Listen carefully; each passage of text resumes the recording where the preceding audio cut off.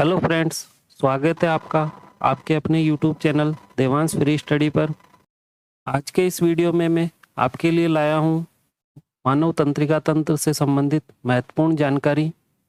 आप चाहे किसी भी एग्जाम की तैयारी कर रहे हैं, यह वीडियो आपके लिए अत्यंत महत्वपूर्ण होगा, तो वीडियो को पूरा देखिएगा। चलिए शुरू करते हैं।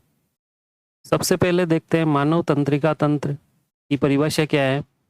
जिस तंत्र के द्वारा विभिन्न अंगों का नियंत्रण और अंगों और वातावरण में सामंजस्य स्थापित होता है, उसे तंत्रिका तंत्र कहते हैं। मनुष्य शरीर में तंत्रिकाएं शरीर के लगभग हर भाग को मस्तिष्क या मेरुरज्जु से जोड़कर उनमें आपसी संपर्क रखती है। यानी कि जो मानव का तंत्रिका तंत्र होता है वो विभिन्न अंगों का नियंत्रण और अंगों का वातावरण से सामंजस्य स्थापित करता है। आप डायग्राम में भी देख सकते हैं, मस्तिष्क से लेकर शरीर के विभिन्न अंगों तक ये तंत्रिका कोशिकाओं का जाल दिखाया हुआ है। ये मस्तिष्क या मेरुरज्जु से जुड़कर आपस में संपर्क में रखती है। तंत्रिका तंत्र सिर्फ जंतुओं में पाया जाता है, यानी ये सिर्फ जीव जंतुओं, ह्यूमन, एनिमल्स, इनमें पाया जाता है, जबकि पौधों में ये अनुपस्थित होता है। याद रखिएगा। मानव तंत्रिका तंत्र का निर्माण एक्टोडर्म से होता है। एक कोशिकीय प्राणियों जैसे अमीबा इत्यादि में तंत्रिका तंत्र नहीं पाया जाता है। एक कोशिकीय यानी यूनिसेलुलर जो एनिमल्स होते हैं उनमें तंत्रिका तंत्र नहीं पाया जाता। ये अमीबा का डायग्राम दिया हुआ है यहाँ पे। हाइड्रा, प्लेनेरिया, तिलचट्टा आदि बहुकोशिकीय प्राणियों में तंत्रिका तंत्र पाया जाता है, यानी जो मल्टी सेलुलर ऑर्गन्स एनिमल्स होते हैं उनमें तंत्रिका तंत्र पाया जाता है। और मनुष्य में सुविकसित तंत्रिका तंत्र पाया जाता है। आप डायग्राम में देख सकते हैं, ये हाइड्रा होता है, ये प्लेनेरिया जिसे फ्लैटवर्म भी कहा जाता है, तिलचट्टा एक कॉकरोच का नर्वस सिस्टम दिया हुआ है यहाँ पे, और ये ह्यूमन का नर्वस सिस्टम दिया हुआ है। चलिए अब देखते हैं तंत्रिका तंत्र के क्या क्या कार्य हैं। पहला है, तंत्रिका तंत्र विभिन्न अंगों की भिन्न भिन्न क्रियाओं को संचालित एवं नियंत्रित करता है। यह समस्त मानसिक कार्यों का नियंत्रण करता है। यह जंतु को बाहरी वातावरण के अनुसार प्रतिक्रिया करने में मदद करता है। यह विभिन्न ग्रंथियों एवं ऊतकों के प्रकारों में समन्वय बनाकर शरीर के आंतरिक पर्यावरण का नियमन करता है। तो ये महत्वपूर्ण कार्य हैं जो तंत्रिका तंत्र के हैं। आगे देखिएगा, मानव में तंत्रिका तंत्र को दो भागों में बांटा गया है, यानी हमारा जो मनुष्य का तंत्रिका तंत्र है उसको दो भागों में डिवाइड किया गया है। पहला है केंद्रीय तंत्रिका तंत्र, सेंट्रल नर्वस सिस्टम, और दूसरा है परिधीय तंत्रिका तंत्र, पेरिफेरल नर्वस सिस्टम कहा जाता है। अब इनके बारे में पढ़ते हैं। केंद्रीय तंत्रिका तंत्र यानी कि सेंट्रल नर्वस सिस्टम, तंत्रिका तंत्र का वह भाग जो संपूर्ण शरीर तथा स्वयं तंत्रिका तंत्र पर नियंत्रण रखता है, केंद्रीय तंत्रिका तंत्र कहलाता है। मस्तिष्क, ब्रेन तथा मेरुरज्जु दोनों मिलकर केंद्रीय तंत्रिका तंत्र की स्थापना करते हैं। मस्तिष्क मेरुरज्जु का ही बड़ा हुआ भाग है, यानी कि सेंट्रल नर्वस सिस्टम में मस्तिष्क और मेरुरज्जु आते हैं। याद रखिएगा, ब्रेन और स्पाइनल कॉर्ड कहा जाता है। मस्तिष्क तथा मेरुरज्जु दोनों मिलकर सेंट्रल नर्वस सिस्टम को बनाते हैं। डायग्राम में देखिएगा, ये मस्तिष्क और ये जो दिया हुआ है ये मेरुरज्जु है, इसे स्पाइनल कॉर्ड भी कहा जाता है। ये दोनों मिलकर सेंट्रल नर्वस सिस्टम का निर्माण करते हैं।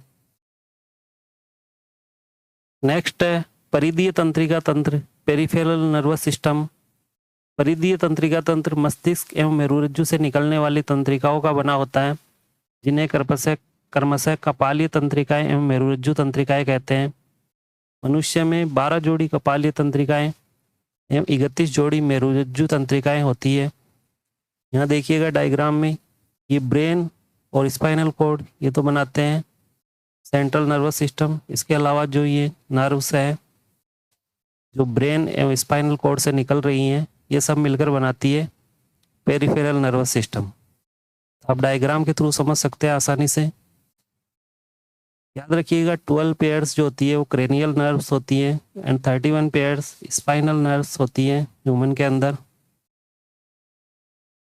परिधीय तंत्रिका तंत्र यानी पेरिफेरल नर्वस सिस्टम को दो भागों में बांटा गया है। पहला है स्वैच्छिक तंत्रिका तंत्र यानी कि वॉलेंट्री नर्वस सिस्टम, जिसका दूसरा नाम है सोमेटिक नर्वस सिस्टम भी कहा जाता है इसको, याद रखिएगा सोमेटिक नर्वस सिस्टम। और दूसरा है स्वायत्त तंत्रिका तंत्र यानी ऑटोनोमिक नर्वस सिस्टम।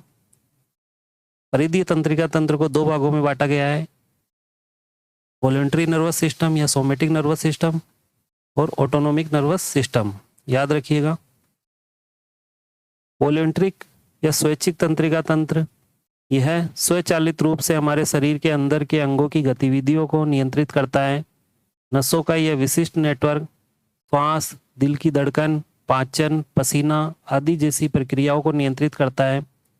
स्वायत्त तंत्रिका तंत्र शरीर के विभिन्न आंतरिक अंगों की चिकनी मांसपेशियों के साथ जुड़ा होता है, जैसे सिर, हृदय, रक्त वाहिकाएं, भोजन प्रणाली, फेफड़े, गुर्दे, ग्रंथियां, त्वचा आदि।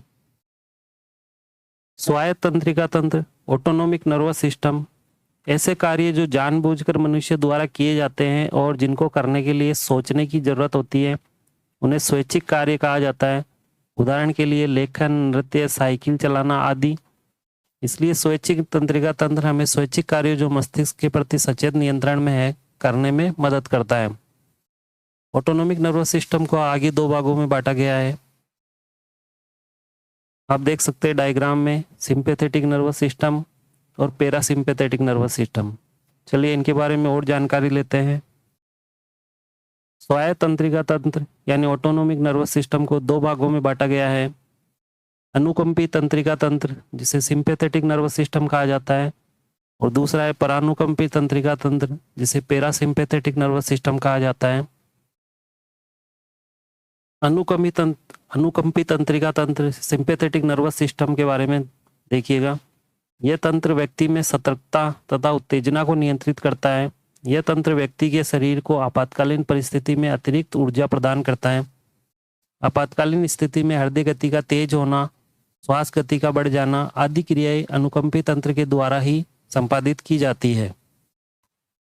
आप डायग्राम में देख सकते हैं पैरासिम्पैथेटिक नर्वस सिस्टम और सिंपैथेटिक नर्वस सिस्टम में ये अंतर दिया गया है। यहाँ पर पैरासिम्पैथेटिक नर्वस सिस्टम के द्वारा ये निम्न कार्य किए जाते हैं और सिंपैथेटिक नर्वस सिस्टम के द्वारा ये इधर निम्न कार्य किए जाते हैं। जैसे parasympathetic nervous system constrict pupils, stimulate saliva, slow heart beat, constrict airways, stimulate activity of stomach, stimulate gall bladder, stimulate activity of intestines, contract bladders. जबकि सिंपैथेटिक नर्वस सिस्टम जो होता है इसके विपरीत कार्य करता है। Dilate pupils, inhibit salivation, increase heart beat, relax airways, inhibit activity of stomach, inhibit gall bladder, inhibit activity of intestines, secrete epinephrine and norepinephrine और रिलैक्स ब्लैडर। तो ये दोनों एक दूसरे के विपरीत कार्य करते हैं, याद रखिएगा।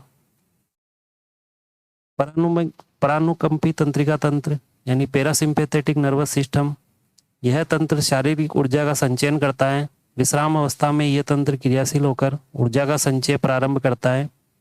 यह आंख की पुतली को सिकोड़ता है तथा लार व पाचक रसों में वृद्धि करता है। देखिएगा पैरासिम्पैथेटिक नर्वस सिस्टम और सिंपैथेटिक नर्वस सिस्टम में अंतर दिया हुआ है।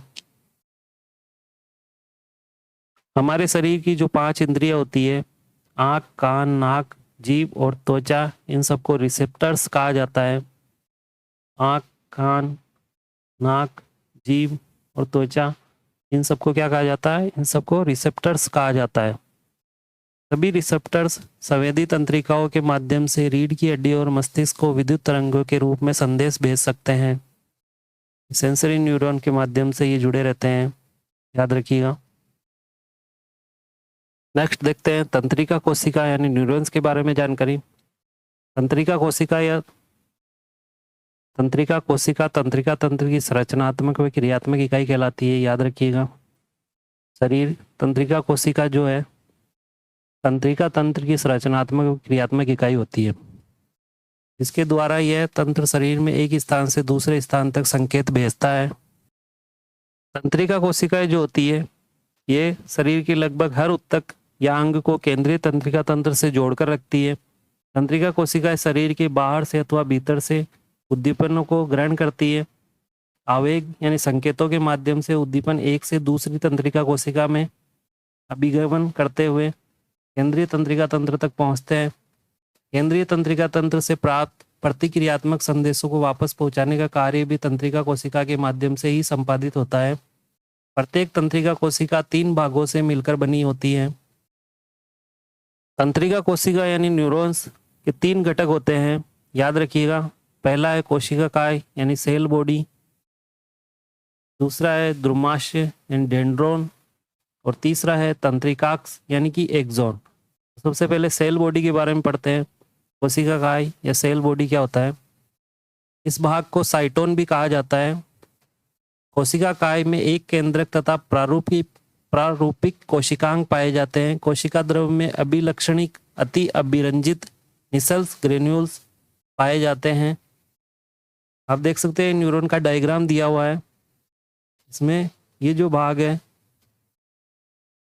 ये कोशिका काय यानी सेल बॉडी कहलाता है। इसके अंदर न्यूक्लियस प्रेजेंट है। यहाँ पे न्यूक्लियस यानी केंद्रक होता है। तो ये जो होता है ये कोशिका द्रव्य है।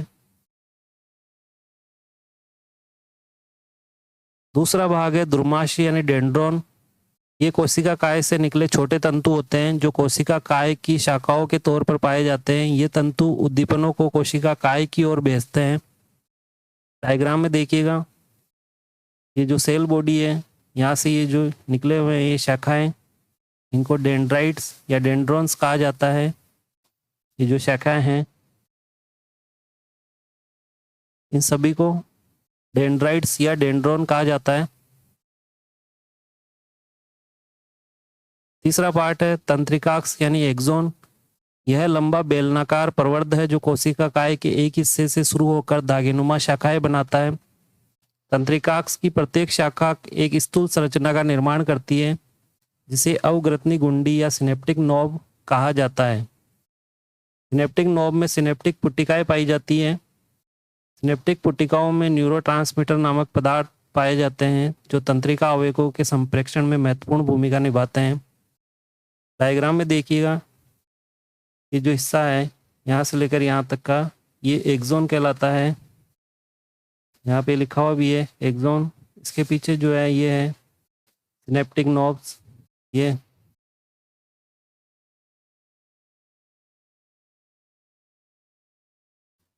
तंत्रिकाक्ष यानी एक्सॉन के माध्यम से आवेग न्यूरॉन से बाहर निकलते हैं। एक न्यूरॉन के द्रुमाशय के दूसरे न्यूरॉन के तंत्रिकाक्ष से मिलने के स्थान को संधि स्थल यानी सिनेप्स कहा जाता है। यहाँ पे डायग्राम में देखिएगा,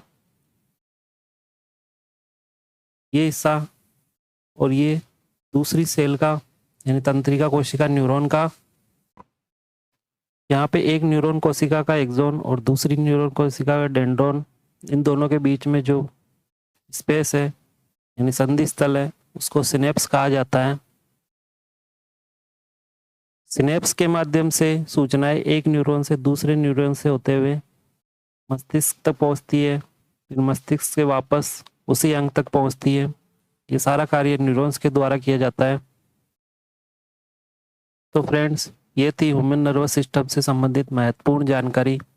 अगर ये वीडियो आपको अच्छा लगा हो तो इसको लाइक ज़रूर करना और अपने सभी दूसरे मित्रों को भी इसको शेयर करना। चैनल पर नए हो तो चैनल को सब्सक्राइब कर लेना।